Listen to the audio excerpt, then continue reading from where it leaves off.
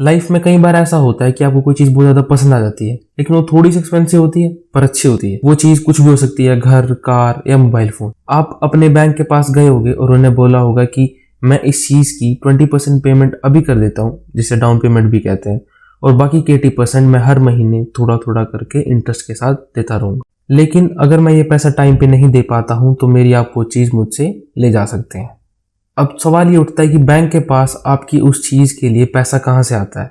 वो आता है लेंडर्स से। बैंक इनका पैसा आपको हाई इंटरेस्ट रेट पर देता है, जिसमें से कुछ हिस्सा वो खुद के लिए रखता है और बाकी का पैसा वापस लेंडर्स को दे देता है। तो आवे इन्हीं बैंक्स का एक क्रिप्टो वर्जन है।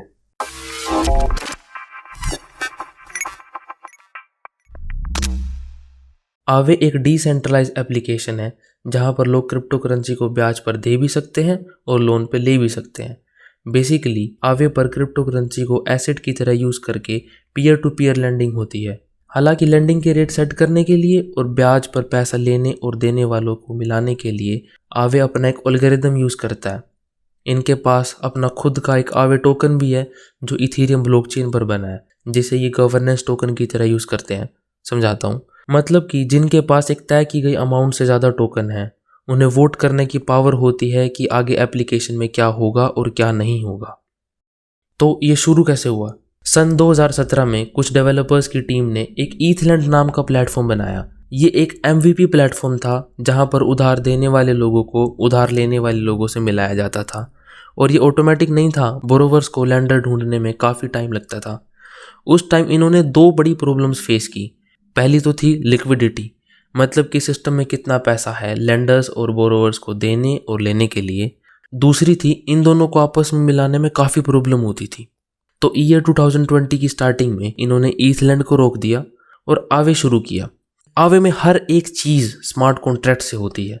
जिनको नहीं पता कोई बात नहीं, स्मार्ट कॉन्ट्रैक्ट्स कुछ कोड्स की फाइल होती है जो कुछ सर्टेन कंडीशन होने पर खुद ब खुद चल जाती हैं।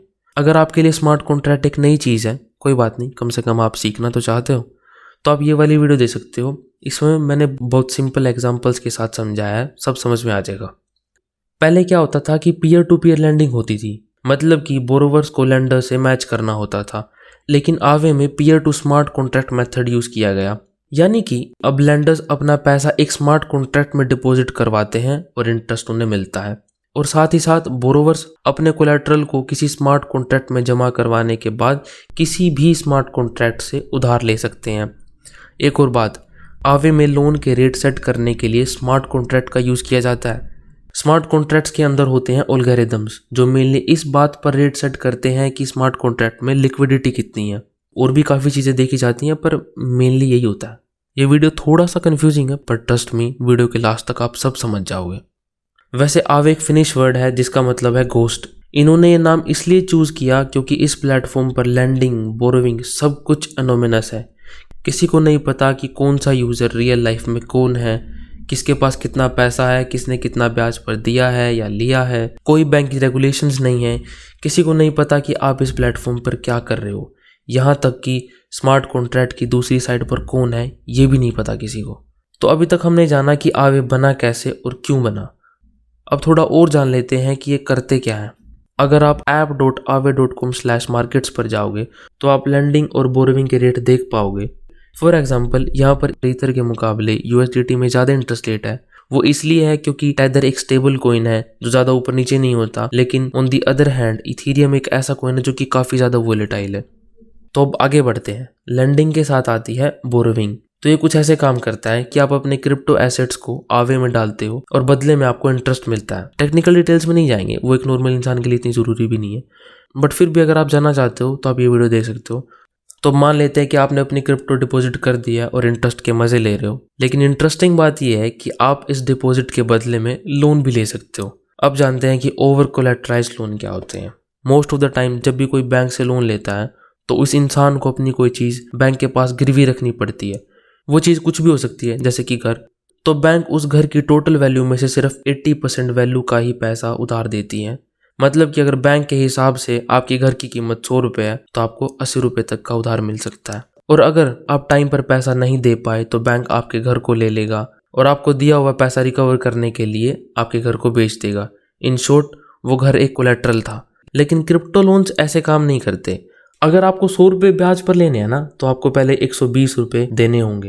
अब तो आपने सोचते होगे इस पूरी दुनिया में ऐसा कौन है जो इन्हों काम करेगा। अगर किसी के पास उस टाइम इतने पैसे होंगे तो उसे यूज ही ना कर लेगा, लोन क्यों लेगा। वेल इमेजिन करो कि आपने मुझे $100 के इथेरियम दिए और बदले में आपने $80 के टेदर लिए, जो कि एक स्टेबल कॉइन है, मतलब कि एक टेदर की वैल्यू हमेशा $1 रहेगी। फिर आपने ये $80 2 महीने के लिए यूज किए और आपका जब काम पूरा हो गया तो आप मेरे पास वापस आते हो और बोलते हो कि ये लो भाई अपने $80 और मुझे मेरे इथेरियम वापस दे दो। बट जब तक इथेरियम के प्राइस डबल हो गए तो अब आपको $100 के इथेरियम की जगह पर आपको $200 के इथेरियम मिलेंगे।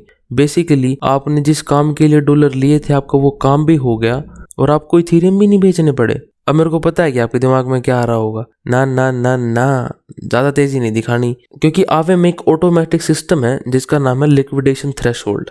मतलब कि अगर आपके कोलेट्रल की वैल्यू एक सेट की गई लिमिट से नीचे चली जाती है तो आपके वो कोलेट्रल्स ऑटोमेटिकली बेच दिए जाएंगे, जिससे इन्वेस्टर्स भी कभी अपना पैसा लूज नहीं करेंगे।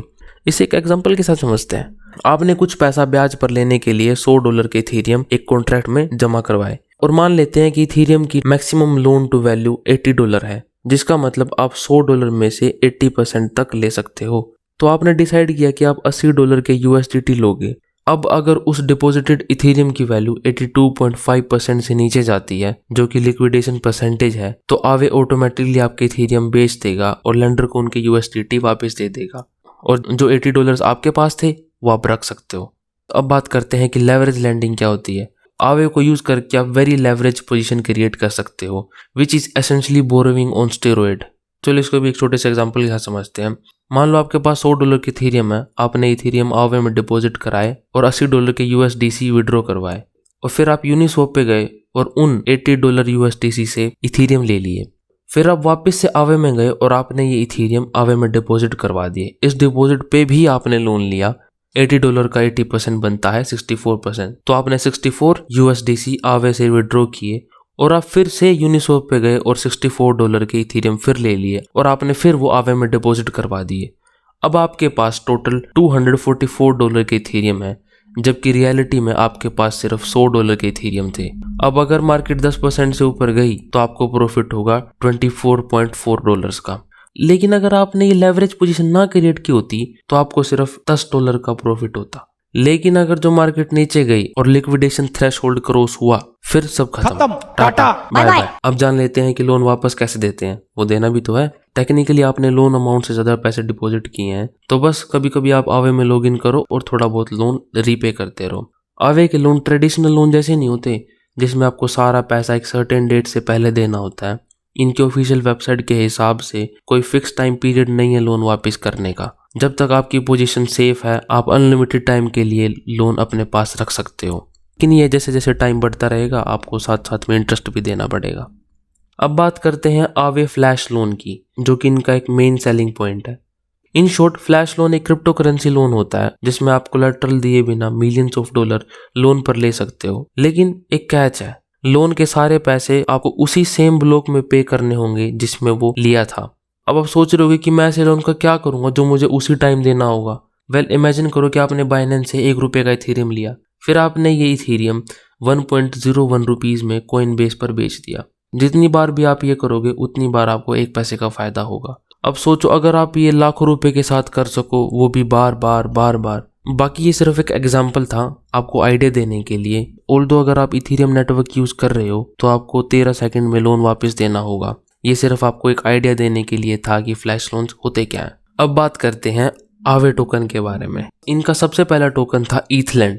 वो एक यूटिलिटी टोकन की तरह भी यूज किया जाता था, जैसे कि फीस कम करने के लिए, स्टेकिंग रिवॉर्ड्स देने के लिए और लोन टू वैल्यू रेशो को इम्प्रूव करने के लिए। लेकिन जब ये आवे में कन्वर्ट हुआ तो इसे गवर्नेंस टोकन बना दिया गया। अब बात करते हैं फीस स्ट्रक्चर के बारे में।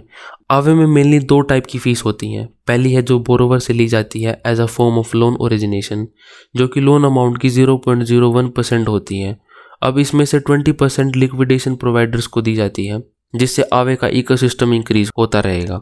बाकी का 80% कॉइन को बर्न करने के लिए यूज किया जाता है। दूसरी फी ली जाती है फ्लैश लोन वालों से, लोन अमाउंट का 0.09%, जिसमें से 70% डिपॉजिटर को दिया जाता है और बाकी का 80% वही सेम ओरिजिनेशन फी मॉडल की तरह स्प्लिट कर दिया जाता है।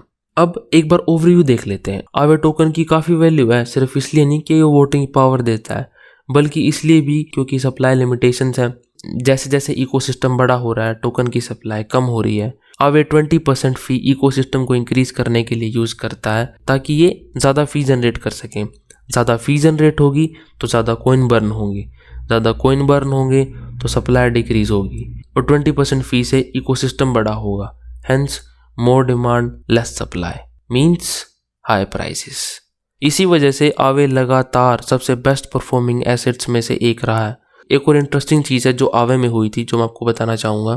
प्रोटोकॉल की ग्रोथ को तेज करने के लिए आवे ने एक वेंचर कैपिटल फर्म से फंडिंग भी ली थी। और इंटरेस्टिंग बात यह है कि इन्वेस्टर्स ने ट्रेडिशनल मॉडल नहीं चूज किया जिसमें से कंपनी का कुछ परसेंटेज खरीद लिया जाता है, बल्कि इन्होंने बदले में ईथलैंड टोकन लिया। इससे पता लगता है कि इन्वेस्टर्स भी काफ़ी विश्वास करते हैं इस कंपनी में। अब बात करते हैं प्राइस प्रेडिक्शन की।